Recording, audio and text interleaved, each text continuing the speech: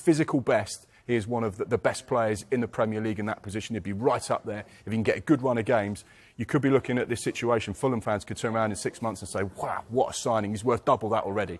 Really like Emile Smith Rowe. Hopefully this move works out for him. OK, let's talk the champions. Julian Alvarez, is he going to be a City player come the start of the season, Mark?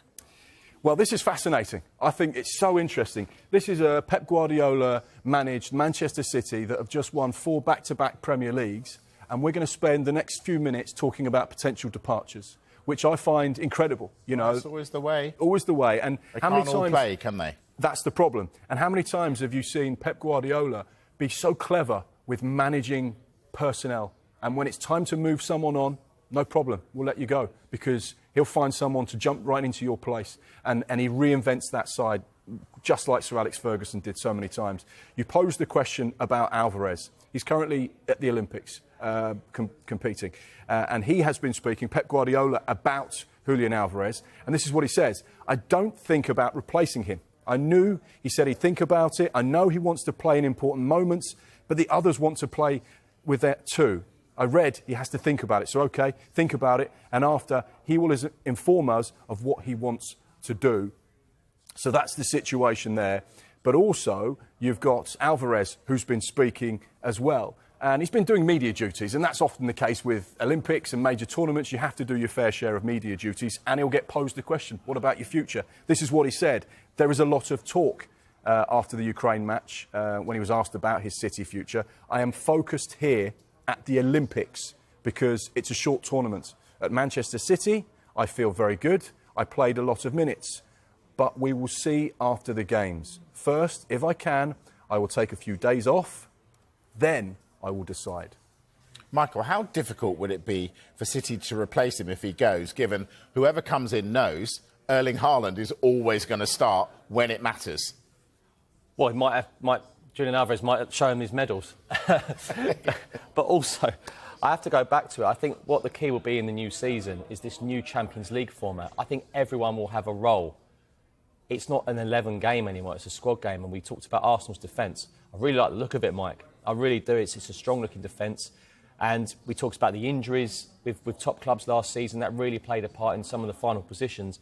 We can see it next season. Talking about all the extended Champions League, extended this, extended that, a Club World Cup next summer as well. They're going to need a big squad. Yeah, OK. And in that squad, will Kevin De Bruyne be there, Mark? Well, Manchester City fans will be desperately hoping so. Pep Guardiola will be hoping so. And Pep has been quoted about talking about De Bruyne. He says the club informed me they didn't have an offer. I don't know what will happen, but I want him to stay. He was here before I arrived. He's the longest-serving player here. It happened with David Silva, for example. He has the credit to decide the future himself. What he has done for us is massive, so he can decide. The information I have now, he will stay. Really interesting comments there. And he's basically saying, look, I want Kevin De Bruyne to stay, but he has earned the right at this football club through what he's achieved to decide if he wants to move on, then we can't really stand in the way of him. It'd be interesting to see if there is a club in Europe, potentially Saudi Arabia, that says, actually, let's test this. Let's see where Kevin De Bruyne's head is at, and let's see how much Manchester City want to keep a hold of one of their star men. Yeah, that is interesting. All right, a deal has gone through today, Michael. Everton have signed a centre-back. Tell us about him. Yes, they have. They've signed Jake O'Brien on an initial 4-year deal from Lyon. I know Everton fans will be very happy about this. Now, if you went on the Everton website, it says undisclosed fee. If you go on the Lyon website, it gives you the fee. 19.5 million euros with an additional 10% interest on any potential profit for a future transfer. Look, Everton fans won't really mind the fee. They'll be just delighted to get a player in. We're not talking about Jared Branthwaite on the transfer show. We're talking about... I want to talk about him, though. Does this have any effect on him? Well, does that mean he could be going the other way? Well, Everton fans will certainly not hope so. I think in terms of Everton, in terms of Jared Branthwaite, they've made it perfectly clear from minute one at the start of this transfer window. He is worth big money. We saw Amadou Onana go to Aston Villa, and I think hopefully for Everton fans, they'll be thinking that should be it. Because I think what the Onana deal has done, they won't even contemplate selling Jared Branthwaite for a lot less than they value him. All right, time for a break. Quiz question before we go. Which is the only Premier League side not to make a signing so far? I know you both know. I was on yesterday, so I don't. Liverpool. Liverpool. We're going to talk Got it Liverpool right. after the break. What's going on? Have they not made anybody by choice, or is something else afoot? We'll discuss them next. See you in a moment.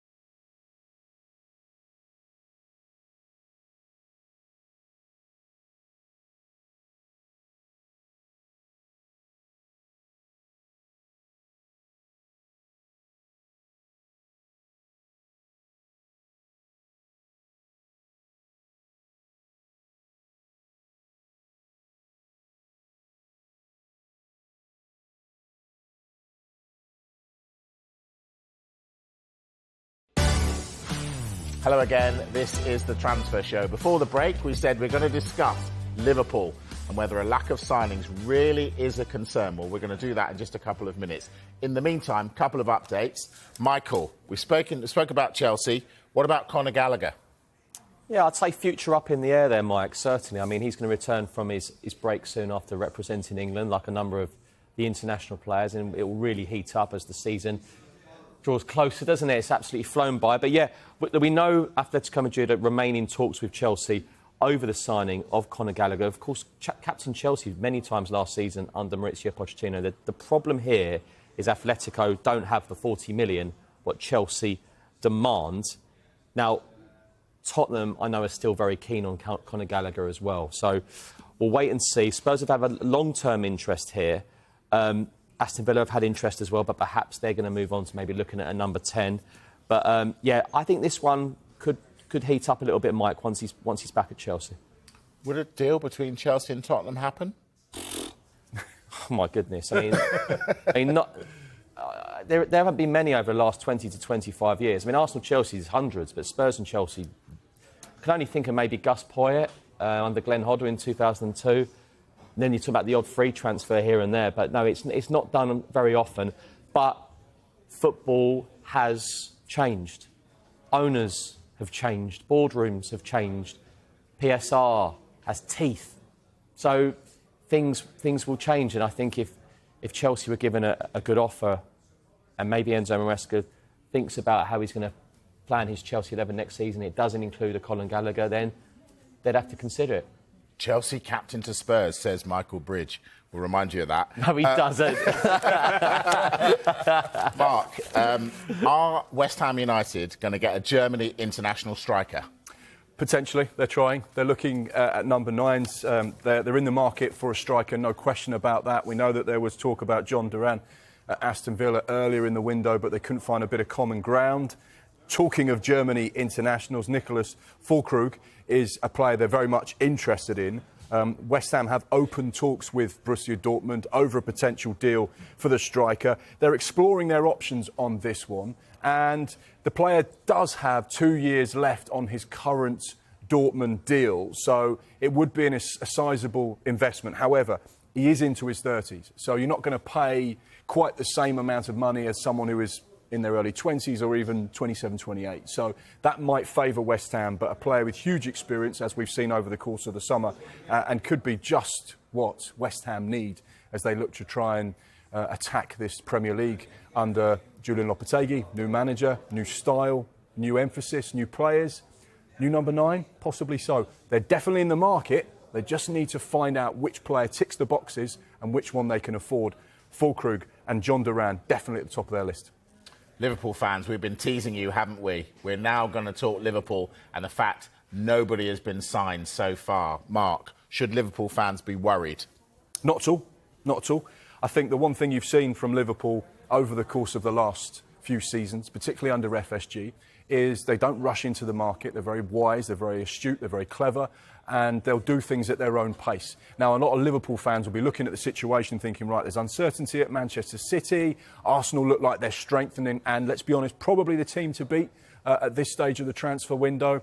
You know, Manchester United are bringing in some young, exciting players. Eric Ten Hag signed a new contract. So what's happening with Liverpool? Why aren't you competing? Why aren't you signing new players? Now, I think the important thing to point out is there is a new structure there. Michael Edwards has gone into work for FSG. You've got Richard Hughes, who's gone from Bournemouth to Liverpool to work as a sporting director. And you've got Arne Slot, who's going in to replace Jurgen Klopp. This is a new group of people that are working together for the first time. So they need to spend a bit of time understanding each other and understanding what Arne Slot wants from his players, what are his non-negotiables with regards to certain positions. He also wants to give everyone a fair opportunity, and that's something he said over the course of this pre-season. I want to let the players prove to me they should be in the first team. I want to know and understand exactly what players we've got. Remember last season, Mike, we were at one stage talking about Liverpool potentially winning the quadruple. Because after the League Cup win, you were saying, well, Premier League, they're still in the mix for that. They're still in the Champions League. They could still win the FA Cup. So this is a side that is actually quite strong. And you've seen that pathway and progressional development for the young players as well. And that's where Arne Slot will be looking at them and saying, right, prove to me you should be in the squad. You've still got players coming back from the Copa America and from the Euros, so he's not even had the opportunity to look at its squad in its entirety. But there's no question, Michael Edwards, who's one of the data specialists, will be looking at players to potentially come in. The same with Richard Hughes, who's been operating as a sporting director for over 10 years in the Premier League, largely. They will be working together. They've got a long-standing 20-year relationship, and they will be looking to attack the market at some stage. I can guarantee you Liverpool will sign players in this summer, but don't worry, Liverpool fans, because they'll be looking and thinking, why are they not doing it now? Just let things evolve naturally. Arne Slot will be a key decision-maker in any new face at Anfield. Football clubs and fans not known for their patience, though, are they, Michael? Liverpool and Arne Slot have had a long lead-in because Jurgen Klopp gave them an early heads-up. So surely they must already... Arne Slot would have seen the Liverpool players. Surely he'll have an idea of who's in and who's out. Yeah, that's a very fair point.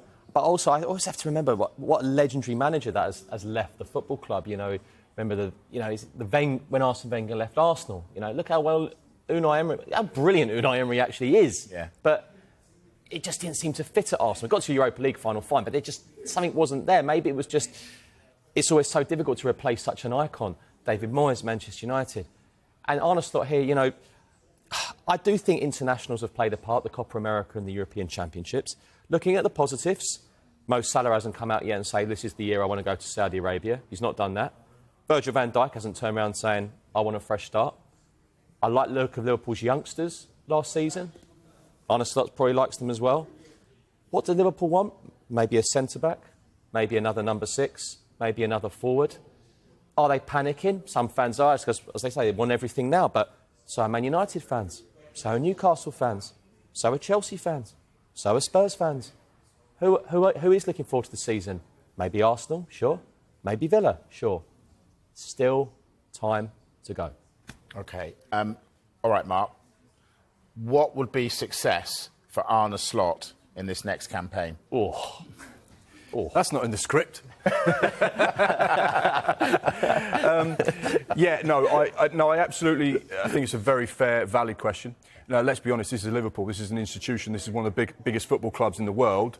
They have to win trophies, full stop, regardless of whether you're new into the job or whether you've been there for 7-8 years like Jurgen Klopp. Your remit is to deliver silverware to that bulging cabinet, full stop. And I think that's what will be the thought process to Arne Slot. He's not coming in there thinking, right, I'll spend a year to get into the top 4 and then maybe challenge for the Premier League in a year or two's time. No, he might not have Mo Salah and Virgil van Dijk in a year's time. He's got them now, and they're players that are capable of winning the Premier League. So I think the remit will be play attractive, exciting football. We've seen FSG be creative and clever with their money. They don't go and splash the cash. They are very astute with what they do. Play the brand of Liverpool football and go and challenge for titles. Go and challenge the Premier League. Go and get a League Cup. Go and get an FA Cup. And go and get deep into the Champions League. That's the remit. That's what's expected. And regardless if you've been there for 5 minutes or 5 years, that is what you have to deliver. OK, I'm just going to break into this because I know it's the transfer show, but we have to bring you this. The United States gymnastics women's team have won another gold medal, which means another gold medal for the superstar that is Simone Biles. So congratulations to her. Brilliant stuff. Before we go to the break, Mark, Bournemouth got busy. Tell us. Yeah, this was confirmed just after 6 o'clock today. Big signing for Andoni Iraola, the 19-year-old, 6'5" centre-back from Juventus, Dean Huijsen. Really interesting player. Played the second half of the season on loan at Roma, so has that link-up and relationship with Thiago Pinto, who, of course, joined Bournemouth this summer to work alongside the sporting director, Simon Francis. He's been tracked by the club for a number of years, played Netherlands under 16, 17, 18 football, then got the call-up for the Spain under-21s, so he changed countries because of his parents and where he was born. Two-footed, comfortable on the ball, wants to play out from the back. Very good technically. He can play as a left-sided centre-back. He can play as a right-sided centre-back and also play as a 6 as well. Has played in midfield during his career. He's only 19 years old, but a player that the club are really excited about. Huge potential in the Premier League. He's obviously not going to go straight into the team, but he'll be there to compete. And it'll be interesting to see. I've been told he's going to train tomorrow with the full first team and then potentially be involved this weekend against Rayo Vallecano and then Girona next week, so a couple of pre-seasons. So Bournemouth fans will get an opportunity to see him in action. But yeah, fits the profile, hugely exciting young player. Interesting. OK, all right, we'll take a break. When we come back, we're going to go to the States. Listen up, United fans. Manchester United, we are going live to the States to talk your club. Loads going on, transfers, injuries, the lot. See you in a moment.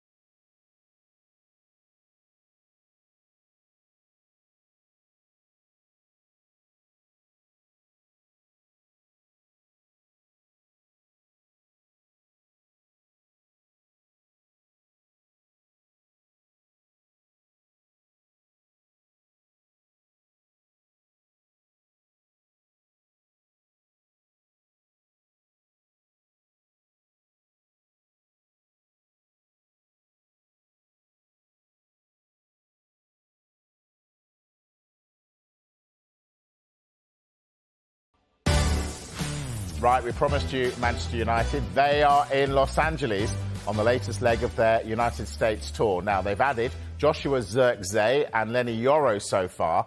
Could there be more? Well, I don't know, but we can ask our senior reporter, Melissa Reddy, who's waiting to speak to us. Melissa, good to see you. Right, Mazraoui, what's the latest? Well, talks between West Ham and Manchester United over Aaron Wan-Bissaka, we understand that that is progressing at a rapid pace. And when an agreement is reached there, that ultimately would finance the deal for Mazraoui. Now, it is really positive that Manchester United are going about sorting out all these deals, putting plans in place instead of waiting for outgoings to be confirmed, because now they can pull the trigger when it's ready, because pretty much all the deals they've been working on in the background are, in theory, done. It's just the formalities to sign off, but they've agreed personal terms. They've done a lot of due diligence with the selling clubs they've been engaged with. So very front foot from Manchester United, which isn't something we're very used to in the transfer market. Another thing about that deal is it would add a completely different dynamic to the squad, because his profile contrasts with Wan-Bissaka, who loves a one-on-one, is very defensively minded and couldn't really enact Erik ten Hag's attacking game plan and aid with build-up play as well as Rowe would be able to do. He also understands Ten Hag's principles out of possession better, and it is thought that he might be the key to unlocking Antony's form. Melissa, the club have already made signings in attack and defence. Could they be looking to strengthen the midfield too? They've definitely assessed midfield options, and they've got a short list again where they've engaged with the player, engaged with selling clubs to get a reading on fees and worked out the finances for that, because there are a lot of moving parts. What will happen with Scott McTominay? They're also looking at defenders still. They particularly would like somebody who is a left-sided defender, whether that be left-sided centre-back or an out-and-out left-back. Ideally, somebody who's very comfortable in both positions. That, again, depends on Victor Lindelof's future. So a lot of deals being worked on, De Ligt, as we know, but for Manchester United to pull the trigger, as I mentioned, they do need space to be freed up and finances to be freed up. The good thing is that, like I said, they have been a lot more aggressive on that regard. And what we've seen from United this summer already is their ability to sell a lot better than in recent history. And they're doing clever little things like putting quite significant buyback clauses. So even if they're not getting their initial asking price for a player, they're still getting their valuation in terms of all the clauses they're putting in.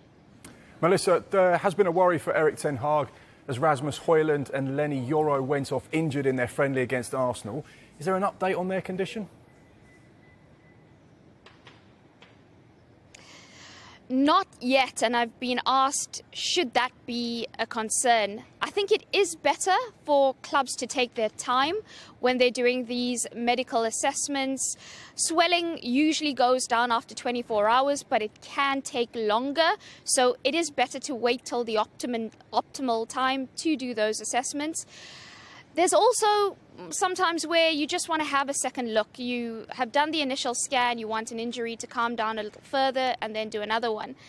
However, I have to admit that supporters would be right to have extra concern around Lenny Yoro and the injury he sustained, because there seems to be the feeling I get, what I can ascertain from people around the club, is that is a lot more worrying. Rasmus Højlund should be fine. He's been in good spirits. We saw him in the mix zone afterwards. He's been active on social media. The players had a day off in LA yesterday, and he was able to go out and take in some sights. So Rasmus, there is a general thinking that he'll be okay, but Yoro is the update to watch now.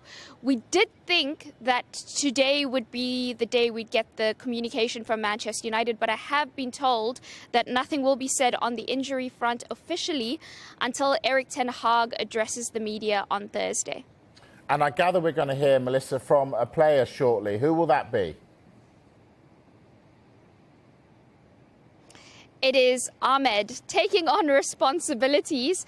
I don't know if any of the other senior players didn't really want to do it, but it's really good to hear from him. He's such an exciting player. I think he's going to get a lot more minutes this season because we really saw how he could spark the attack. He's been looking really sharp in training. Ruud van Nistelrooy in the attacking drills has been giving him a lot of praise. So interesting to hear how this conditioning phase has gone for him and what he expects for himself this season. Melissa Reddy, live from LA. Melissa, for the moment, thanks very much. I get that gig, live from LA. Or me. I get to work with you two. You did it last year. It's just next year? I'm in. Right.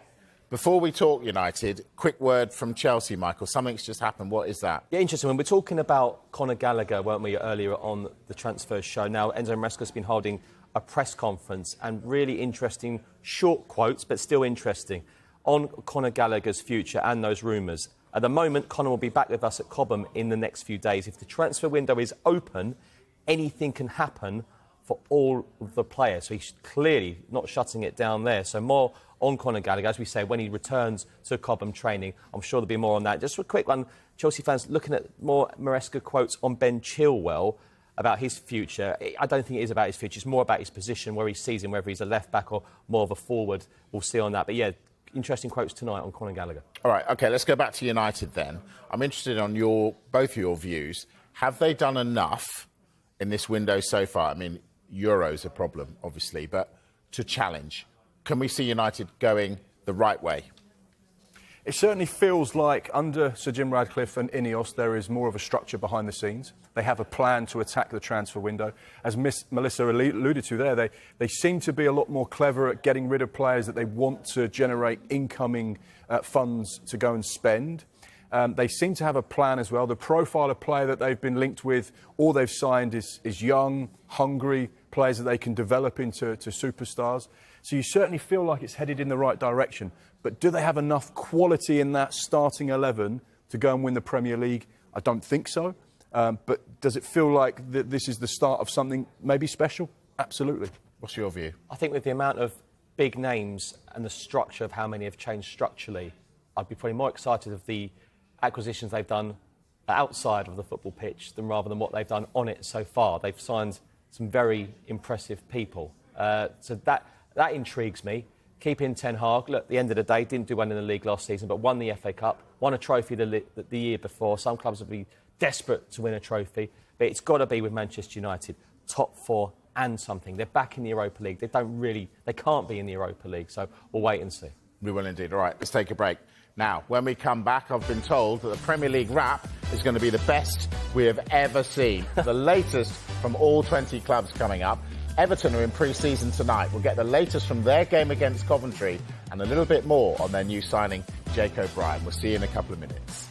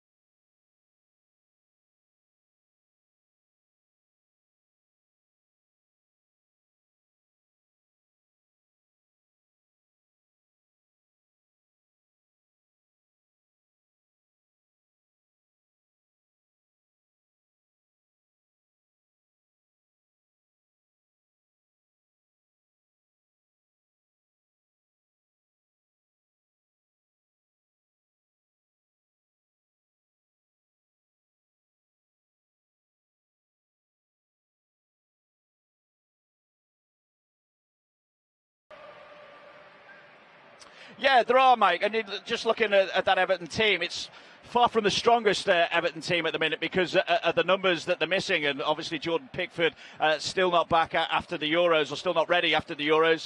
But the injuries, of course, that Everton have picked up so far. Idrissa Gana Gueye still not 100%, missed out at the weekend. James Tarkowski, Jared Branthwaite is among the injured as well. Vitaly Mikalenko and Nathan Patterson.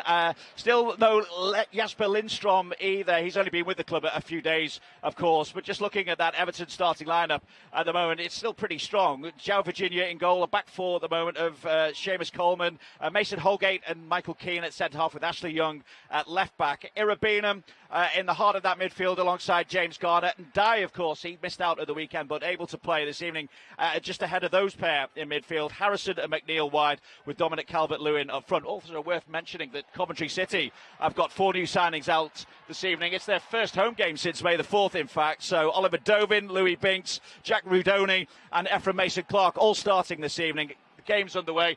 No chances for either side just yet, Mike. Vinny O'Connor, I know you'll keep us up to date with that one throughout the evening. Vinny in Coventry for us. Thanks, Vinny. Right, let's recap some of the top stories before we go. Mark, Victor Osimhen to Chelsea. Why is it complicated? Because there's a lot of money involved. This is an expensive deal to make happen. We know that he signed a new 2-year contract that keeps him at Napoli until the summer of 2026. In December, that had a huge release clause. Napoli paid him huge wages as well, thinking that this summer there would be someone that would come to the table, do the release clause and give him the money that he's on. However, as of yet, no one is showing an interest, and it looks likely that Chelsea potentially could be the only side that could pay the wages that Victor Osimhen is on and get close to what Napoli would like to recoup for the player that they spent around 70 million euros themselves on not that long ago. So he costs them a lot of money, so he needs to generate a lot of money. I think this is a real deal to keep an eye on. There's been a lot of discussions, Lukaku going in the other direction, but I think this could be the blockbuster deal of the summer. Am I being cynical? A loan with an option to buy, is that just pushing PSR payment down the road because the rules may have changed in time? Well, at the moment, we know that in the current PSR rules, you can lose 105 million over a 3-year rolling accounting period. There are some shadow rules working in the background of this season, which is about squad to cost ratio. So therefore, if you're Chelsea, if you're a big club and you've got a big turnover, the new rules would suit you more so than the likes of Bournemouth, Brentford, Newcastle, for example, because they have much bigger turnovers, so therefore they can spend a lot more on their side. The PSR thing, the loans, the options, the obligations, like you rightly say, they are just ways to manoeuvre around the rules that are currently in place at the moment. It wouldn't really affect what the deal was ultimately for Chelsea. They'd be getting the player and they'd be purchasing him. Whether it's this summer, next summer or down the line, he'd be their player. OK, let's whiz through a couple. Michael, let's talk Tottenham. We've spoken about the possibility of Conor Gallagher, but do they want a forward? Yes. A versatile one, ideally to play under Ange Postecoglou's system. Maybe even a striker, depending on the future of Richarlison. I think every club is this depending on. That's what this window's been like at the moment. We talk about Man United depending if this player leaves and that person leaves. But I think a midfield is still definitely a priority. They've got a few in at the moment. I think Archie Gray is going to be a fantastic signing. He's had 3 games, and 3 of them have. Some of them are... What is he, 18 or something? Yeah, signed from Leeds. Leeds fans devastated he moved on. He's been really impressive those 3 matches, incredibly versatile. So that's a positive start, but there's still a way to go in terms of signs. But yes, I think the priority will be a midfielder and a forward. I'd say about 2 or 3 Spurs will bring in this summer. OK, let's finish with Arsenal really quickly, Mark. Talking about Sané or Mourinho, which one should excite Arsenal fans more? Sané. I think he's a player who's won 7 major trophies at Bayern Munich, 2 Premier League titles. That is exactly what that dressing room needs because Arsenal so close to the next level. Guys, thank you very much. I promised them the best ever wrap. It was your best ever. I'm giving you 3 out of 10 for it. Transfer show back tomorrow. Sky Sports News with Olympic news next. We'll see you.